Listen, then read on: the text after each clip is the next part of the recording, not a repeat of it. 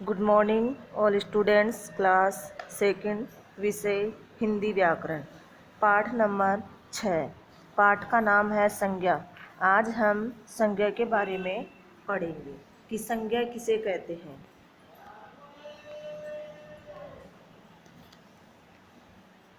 संज्ञा, सभी नाम संज्ञा होते हैं। जैसे देखना, व्यक्तियों के नाम, प्राणियों के नाम, वस्तुओं के नाम या किसी इमारत का नाम, तो ये क्या होंगे? संज्ञा। जैसे आपको मैं यहाँ बता देती हूँ। सबसे पहले है व्यक्तियों के नाम। इसमें सुभाष चंद्र बोस, सौरभ, गौतम बुद्ध आदि, या इनके अलावा भी किसी का भी नाम हो सकता है, जैसे रमेश, सुरेश, गीता, सुनीता, सरिता, ये सारे क्या व्यक्तियों के नाम। आगे है प्राणियों के नाम। इनमें मोर, हाथी, बिल्ली, घोड़ा आदि। इनके अलावा भी कोई भी जानवर हो सकता है, जैसे कुत्ता, हाथी, मोर, कबूतर, चूहा, ये सारे क्या है? प्राणी। आगे है वस्तुओं के नाम। इनमें साइकिल, स्कूटर, थाली, घड़ी आदि, ये क्या है? वस्तुएं। वस्तुएं में भी और भी वस्तुएं आ सकती हैं, जैसे कुर्सी, पंखा, टेबल, ये सारे क्या हैं? वस्तुएं। आगे इमारतों के नाम है। लाल किला, एफिल टावर, ताजमहल आदि, ये क्या है? इमारतें। ये सारे क्या है? संज्ञा। आगे देर का इन्हें समझे। देखना, व्यक्तियों के नाम संज्ञा होते हैं। जैसे मैंने अभी आपको ऊपर बताया था ना, सुभाष चंद्र बोस, सौरभ, गौतम बुद्ध आदि। तो इनमें भी देखना कुछ व्यक्तियों के नाम है, जैसे महात्मा गांधी, सरदार भगत सिंह, तुलसीदास, मीराबाई, या इनके अलावा भी मैंने आपको कई नाम बताए थे, तो वो क्या है? संज्ञा। आगे है प्राणियों के नाम संज्ञा होते हैं, जैसे शेर, हाथी, बंदर, गाय। ये भी मैंने आपको ऊपर बताए थे। प्राणियों के नाम में भी मोर, हाथी, बिल्ली, घोड़ा बताए थे, तो वो ही यहाँ पे क्या है? प्राणियों के नाम। आगे है वस्तुओं के नाम संज्ञा होते हैं, जैसे गिलास, बाल्टी, मेज, कुर्सी। ये मैंने आपको भी बताया था कि गिलास हो, पंखा हो, टेबल हो, ये क्या है? वस्तु। आगे है इमारतों के नाम। कुतुब मीनार, ताजमहल, इंडिया गेट, लाल किला, ये क्या है? इमारत है। ताजमहल कहाँ पे? आगरा में है। जैसे इंडिया गेट, लाल किला, ये क्या है? इमारत है।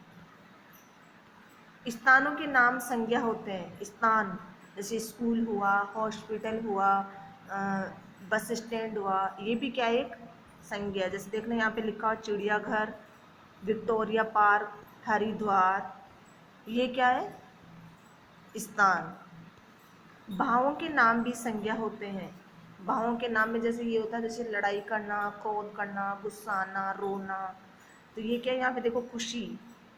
खुशी क्या होता है? जैसे कोई चीज़ की अपन को खुशी मिल जाती है ना, वो। क्रोध, जैसे आपस में देखो कैसे लड़ रहे हैं, तो इनको क्या गुस्सा आ रहा है, तो वो क्या होगा? क्रोध। दया, यानी एक दूसरे के, जैसे अपन कोई बात पे दया आ जाती है। प्रेम, देखो ये इनसे प्रेम कर रहा है, तो ये क्या हो गए? एक तरह से भाव हो गए, तो ये भी क्या है?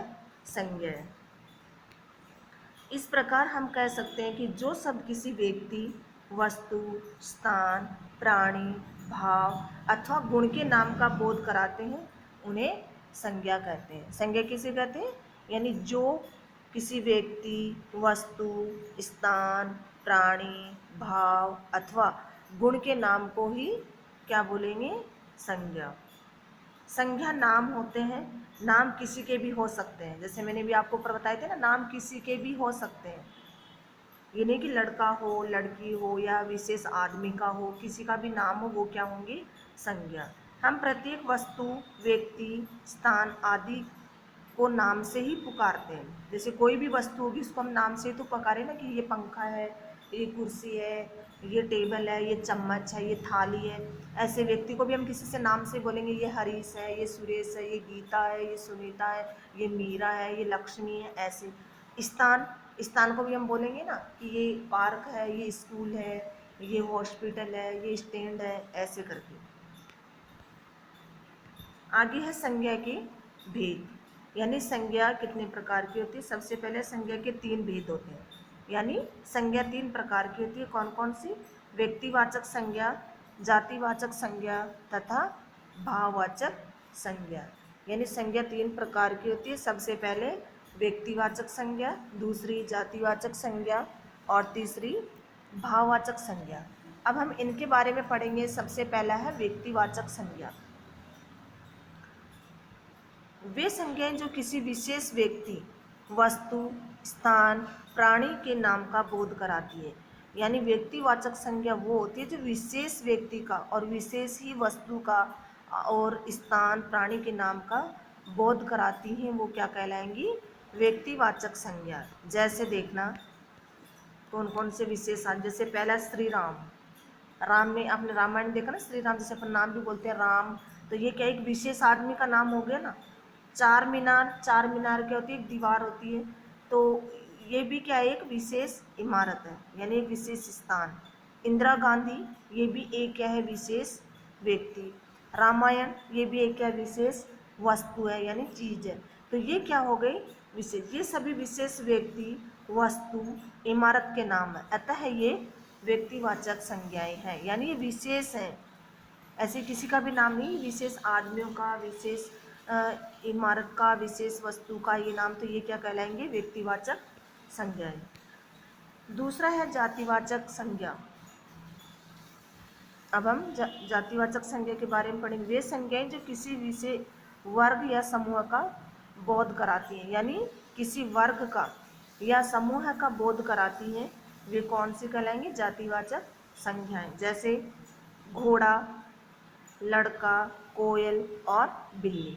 अब ये क्या है? सारे पक्षी, जानवर, आदमी सारे ही आ रहे हैं, लेकिन ये क्या है? किसी वर्ग या समूह का बोध करवा रही है। जैसे घोड़ा, बहुत सारे घोड़े होते हैं।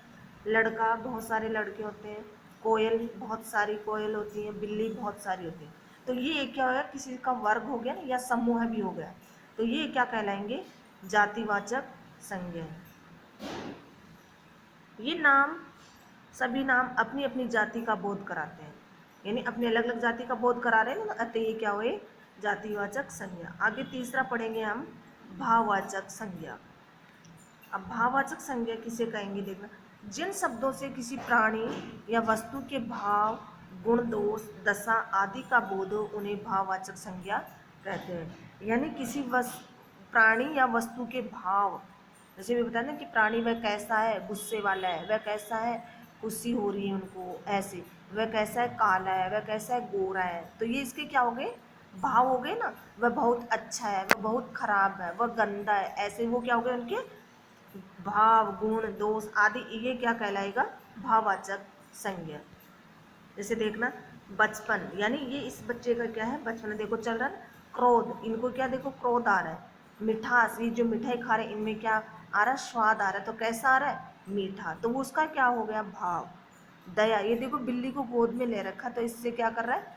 दया आ रही है इसको, इसलिए इसने क्या करा? गोद में ले रखा है। ये सभी व्यक्ति, वस्तु के भाव, गुण, दोष अथवा अवस्था का बोध कराते हैं। ऐसे भावों, नामों को भाववाचक संज्ञा कहते हैं। आगे दोहरान में सभी नाम संज्ञा शब्द होते हैं, जैसे मैंने आपको बताए थे। सभी नाम, जैसे व्यक्तियों के नाम, प्राणियों के नाम, वस्तुओं के नाम, इमारतों के नाम, ये सारे क्या होंगे? संज्ञा। किसी प्राणी, वस्तु, स्थान, भाव के नाम को संज्ञा कहते हैं। संज्ञा के 3 भेद जो बताए थे, व्यक्तिवाचक, जातिवाचक और भाववाचक। व्यक्तिवाचक में विशेष व्यक्ति, विशेष वस्तु या विशेष स्थान का नाम होता है, वो व्यक्तिवाचक होता है। और जातिवाचक में किसी वर्ग या समूह का बोध होता है, वो जातिवाचक होता है। और भाववाचक में किसी के भाव या गुण, दोष या दशा का बोध होता है, वो भाववाचक संज्ञा कहलाती है। भाववाचक संज्ञा को केवल महसूस किया जा सकता है, देखा या छुआ नहीं जा सकता। जैसे मिठास है, मिठाई को हम टेस्ट करके ही बता सकते हैं कि स्वाद कैसा है, तो उनको हम देख के नहीं बता सकते कि मीठा है कैसा है। तो ऐसे क्या, इनको हम देखा या छुआ नहीं जा सकता, इनको केवल महसूस किया जा सकता है।